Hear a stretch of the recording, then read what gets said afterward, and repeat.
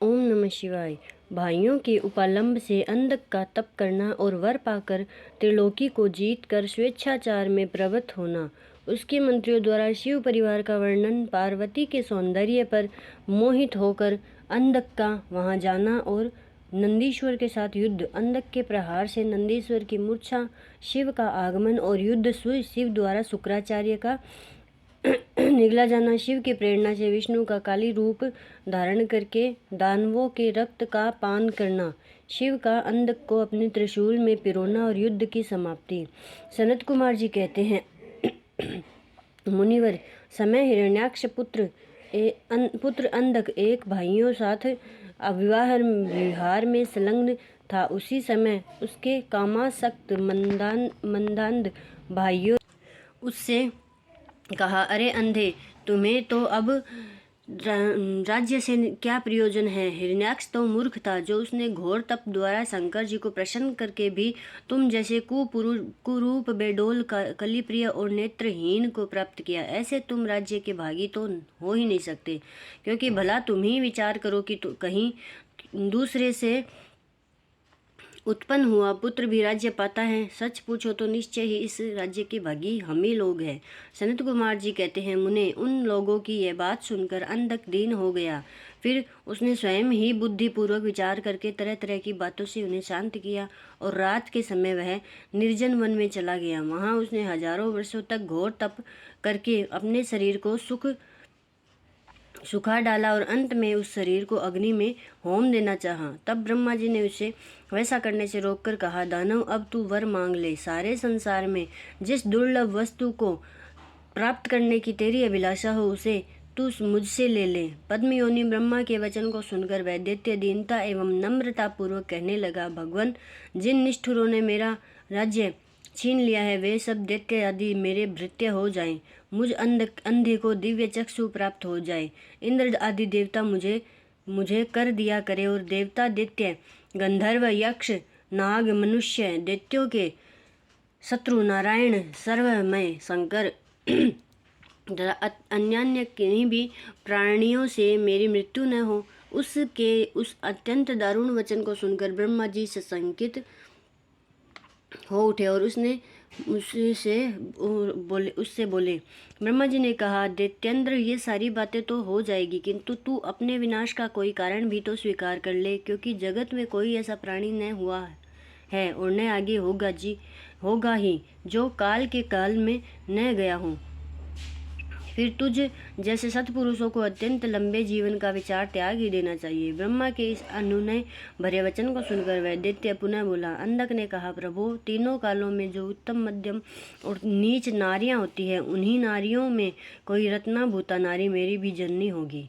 वह मनुष्य लोक के लिए दुर्लभ तथा शरीर, मन और वचन से भी अगम्य है।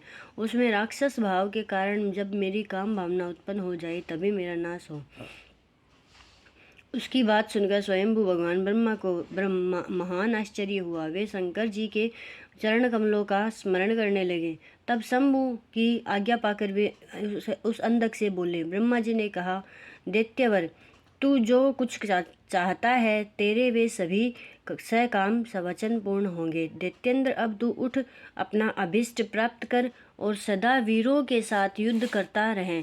मुनीश, हिरण्याक्ष पुत्र अंधक के शरीर में नसें और हड्डियां ही शेष रह गई थी। वह ब्रह्मा के इस वचन को सुनकर शीघ्र ही भक्तिपूर्वक उन लोकेश्वर के चरणों में लौट गया और इस प्रकार बोला। अंधक ने कहा, विभो, जब मेरे शरीर में नसें और हड्डियां मात्र ही शेष रह गई है, तब भला इस देह से शत्रु सेना में प्रवेश करके मैं कैसे युद्ध कर सकूंगा।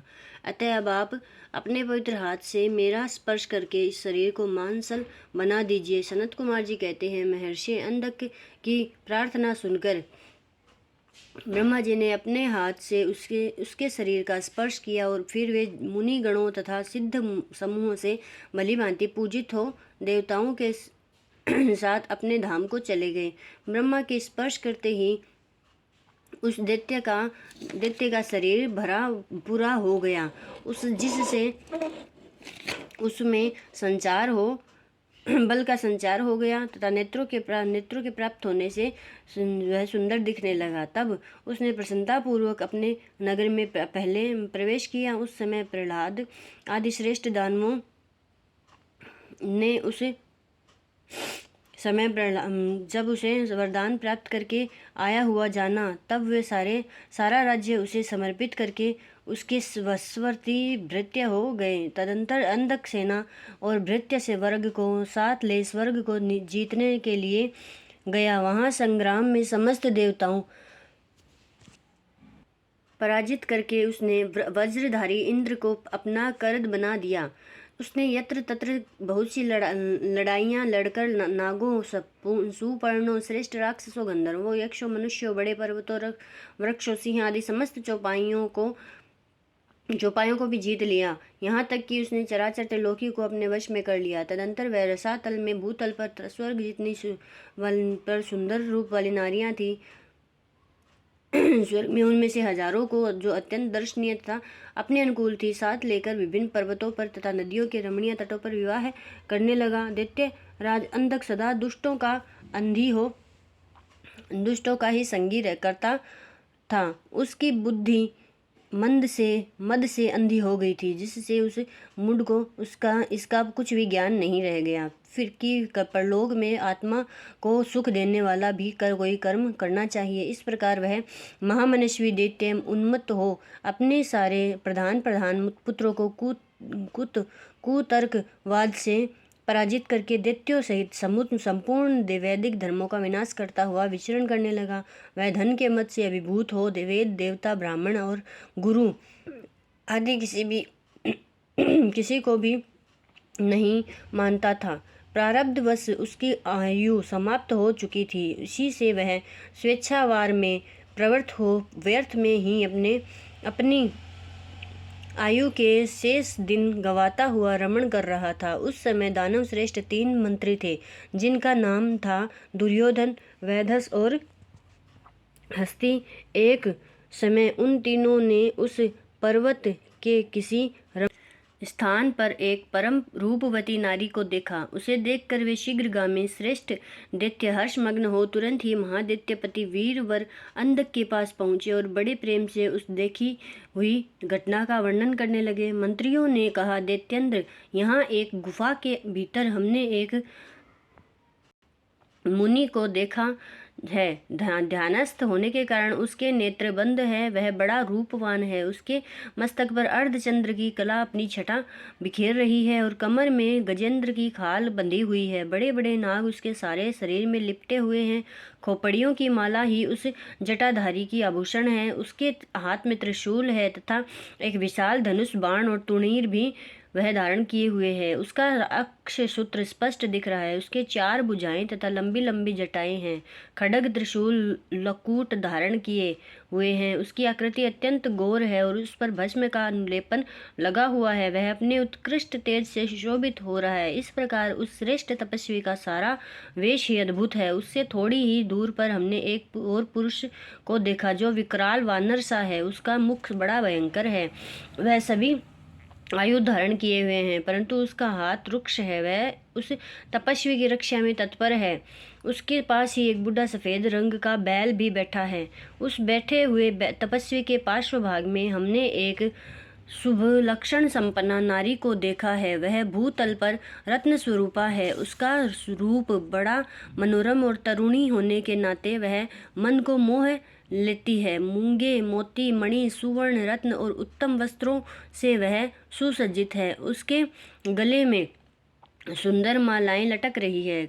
जिसने उसे एक बार देख लिया उसी का नेत्र धारण करना सफल है। उसे फिर उस लोक में अन्य वस्तुओं से देखने का कोई प्रयोजन नहीं है। वह दिव्य नारी पुण्यात्मा मुनिवर महेश की मान्या एवं प्रियतमा भार्या है। दैत्येंद्र, आप तो उत्तम रत्नों का उपभोग करने वाले हैं, अतः उसे यहाँ बुलवाकर देखिए। वह आपके ही देखने योग्य है। शरद कुमार जी कहते हैं, मुनि श्रेष्ठ मंत्रियों के उन वचनों को सुनकर दैत्यराज अंधक कामातुर हो उठा। उसके सारे शरीर में कंप छा गया। फिर तो उसने तुरंत ही दुर्योधन आदि को उस मुनि के पास भेजा। मंत्रियों ने कहा, वहां जाकर मुनीश्वरों के प्रणाम करके उनसे अंधकासुर का संदेश कहा और बदले में शिवजी का उत्तर सुनकर भी वह लौट कर अंधक से बोले। मंत्रियों ने कहा, राजन, आप तो संपूर्ण दैत्यों के स्वामी हैं, फिर भी उस महान पराक्रमी वीर वर तपस्वी मुनि ने अपनी बुद्धि से त्रिलोकी को तृण के समान समझकर हंसते हुए आपके लिए ऐसी बात कही है। उस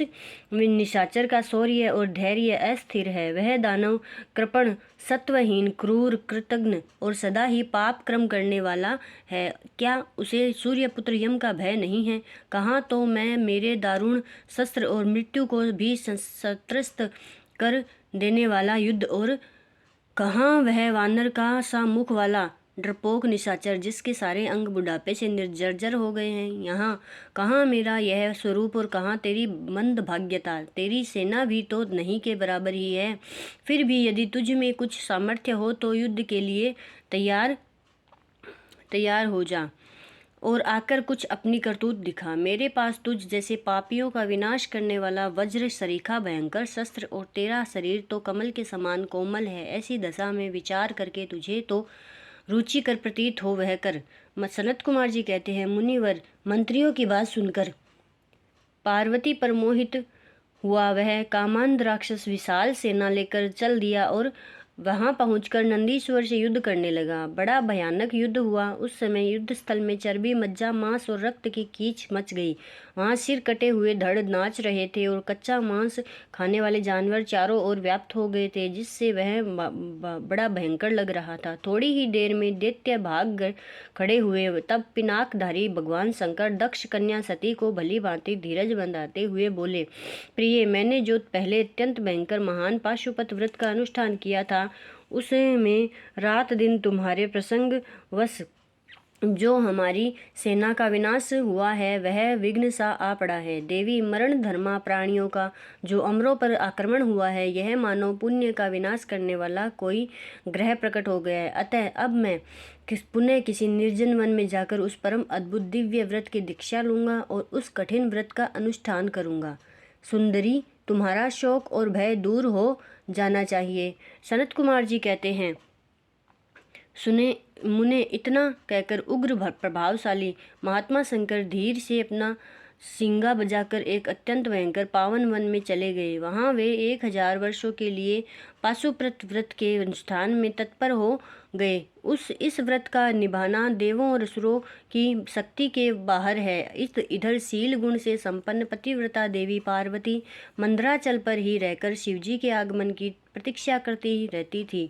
यद्यपि पुत्र स्थानीय वीरकगण उनकी सुरक्षा में तत्पर थे, तथापि उस गुहा के भीतर अकेली रहने के कारण वे सदा भयभीत रहती थी, जिससे उन्हें बड़ा दुख होता था। इसी बीच वरदान के प्रभाव से उन्मत्त हुआ वह दैत्य अंधक, जिसका धैर्य कामदेव के बाणों से छिन्न भिन्न हो गया था, अपने मुख्य योद्धाओं के साथ ले पुनः उस गुफा पर चढ़ गया। वहां सैनिकों सहित उसने वीरकगण के साथ अत्यंत अद्भुत युद्ध किया। उस समय अभी सभी वीरों ने अन्न, जल और नींद का परित्याग कर दिया था। इस प्रकार वह युद्ध लगातार 500 दिन रात तक चलता रहा। अंत में दैत्यों की भुजाओं से छूटे गए आयुधों के प्रहार से नंदीश्वर का शरीर घायल हो गया, जिससे वह गुहा द्वार पर ही गिर पड़े और मूर्छित हो गए। उनके गिरने से गुहा का सारा दरवाजा ही ढक गया, जिससे उसका खोला जाना असंभव था।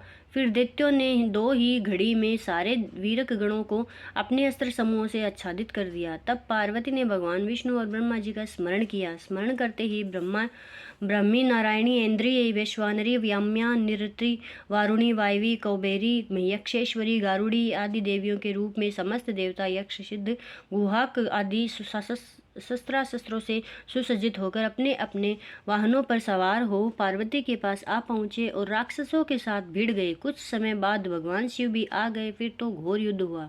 तदंतर शुक्राचार्य को संजीवनी विद्या के द्वारा दैत्यों को जीवित करते देखकर भूतनाथ शिवजी उनको निगल गए। उससे दैत्य ढीले पड़ गए। व्यास जी ने अंध महान पराक्रमी वीर और त्रिपुर हंता शिव के समान बुद्धिमान था। सैकड़ों वरदान मिलने के कारण वह उन्माद के वशीभूत हो रहा था। यद्यपि बहुसंख्यक शस्त्रों की चोट से उसका शरीर जर्जर हो गया था, फिर भी शिवजी पर विजय पाने के लिए उसने दूसरी माया रची। जब प्रलयकालीन अग्नि के समान शरीर धारण करने वाले भूतनाथ त्रिपुरारी शंकर ने अपने त्रिशूल से उसे बुरी तरह छेद डाला, तब भूतल पर गिरे हुए उसे रक्त कणों से यूथ अंधक प्रकट हो गए। उनसे सारी रणभूमि व्याप्त हो गई। वे विकृत मुख वाले भयंकर राक्षस अंधक के सदृश हो पराक्रमी थे। इस प्रकार जब पशुपति द्वारा मारे गए सैनिकों के घावों से निकले हुए अत्यंत गरम गरम रक्त बिंदुओं से दूसरे सैनिक उत्पन्न होने लगे, तब बहुत सी भुजा रूपी लताओं द्वारा आक्रांत होने के कारण कुपित हुए भगवान विष्णु ने ब्रह्मनाथ शिव को बुलाकर योग बल से एक ऐसा अजय स्त्री रूप धारण किया जिसका मुख विकृत था और रूप उग्र, विकराल और कंकाल मात्र था। वह स्त्री रूप शंभु के कान से निकला था। जब उन देवी ने रणभूमियां उपस्थित हो अपने युगल चरणों से पृथ्वी को अलंकृत किया, तब सभी देवता उनकी स्तुति करने लगे। तत्पश्चात भगवान ने उनकी बुद्धि को प्रेरित किया। फिर तो वे क्षुधार्त होकर रण के मुहाने पर ही उन सैनिकों के तथा दैत्यराज के शरीर से निकले हुए अत्यंत गरम गरम रुधिर का पान करने लगी। तदंतर एकमात्र अंधक ही बचा था। यद्यपि उसके शरीर का रक्त सूख गया था, तथापि वह अपने कुलोचित सनातन छात्र धर्म का स्मरण करके अविनाशी भगवान शंकर के साथ भयंकर थप्पड़ों से वज्र सदृश जानों और चरणों से वज्राकार नखों से मुख, भुजा और सिरों से संग्राम करता रहा। तब प्रमथनाथ शिव ने रणभूमि में उसका हृदय विदीर्ण करके उसे शांत कर दिया। फिर त्रिशूल भोंक कर उसे स्थाणु के समान ऊपर को उठा लिया। उसका जर्जर शरीर नीचे को लटक रहा था। सूर्य की किरणों ने उसे सुखा दिया। पवन के झोंकों से युक्त मेघों ने मूसलाधार जल बरसाकर उसे गीला कर दिया। हिमखंड के समान शीतल चंद्रमा की किरणों ने उसे विशीर्ण कर दिया। फिर भी वह दैत्यराज अपने प्राणों का परित्याग नहीं किया। उसने अविशेष रूप से शिवजी का स्तवन किया। तब करुणा के अगाध सागर शंभु प्रसन्न हो गए और उन्होंने उसे प्रेम पूर्वक गणाध्यक्ष का पद प्रदान कर दिया। तत्पश्चात युद्ध के समाप्त हो जाने पर लोकपालों ने नाना प्रकार के सार गर्भित स्तोत्रों द्वारा विधि पूर्वक शिवजी की अर्चना की और हर्षित हुए ब्रह्मा, विष्णु आदि देवों ने गर्दन झुकाकर उत्तम स्तुतियों द्वारा उनका स्तवन किया। फिर जय जयकार करते हुए वे आनंद मनाने लगे। तदंतर शिव जी को उन सब को साथ लेकर आनंद पूर्वक गिरिराज की गुफा को लौट आए। वहां उन्होंने अपने ही अंशभूत पूजनीय देवताओं का नाना प्रकार की भेंट समर्पित करके उन्हें विदा किया और स्वयं प्रमुदित हुई गिरिराज कुमारी के साथ उत्तम लीलाएं करने लगे। ओम नमः शिवाय।